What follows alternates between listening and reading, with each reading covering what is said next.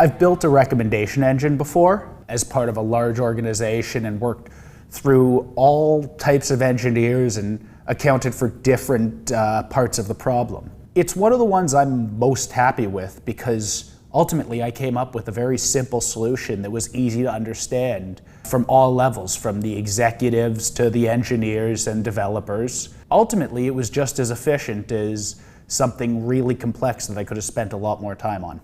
Back in university, we have a problem that we wanted to predict algae blooms.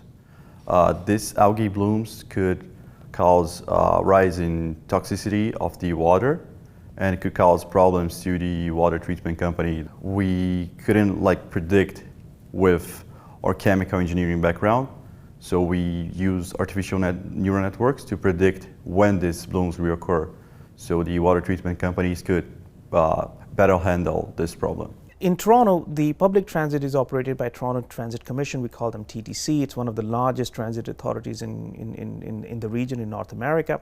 And one day they contacted me and said, we have a problem. And I said, okay, what's the problem? I said, well, we have complaints data and we would like to analyze it and we need your help. I said, fine, I'll be very happy to help.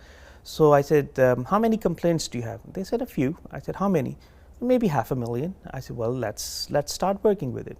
So I got the data and I started analyzing it. So basically they have done a great job of keeping the data, some data in tabular format, other was unstructured data.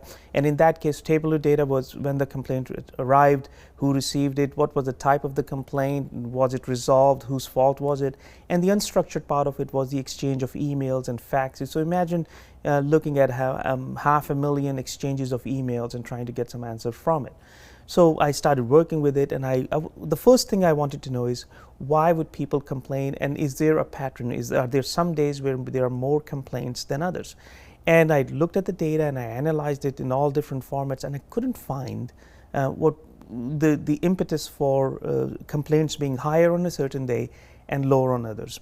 And it continued for maybe a month or so, and then one day I was getting off the bus in Toronto, and I was still thinking about it, and I stepped out without looking at on the ground, and I stepped into a puddle of water, and now I was sort of ankle deep into water, and it was just one foot wet and the other dry, and I was extremely annoyed.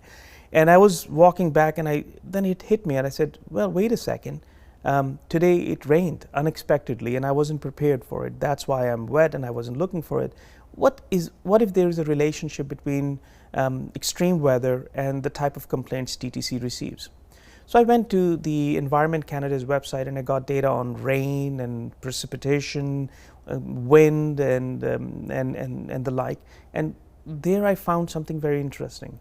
The 10 most excessive days for complaints, the 10 days where people complained the most, were the days when the weather was bad. It was unexpected rain, an extreme drop in temperature, too much snow, very windy day. So I went back to the TTC's executives and I said, I've got good news and bad news. So good news is I know why people would complain excessively on certain days. I know the reason for it. The bad news is there's nothing you can do about it.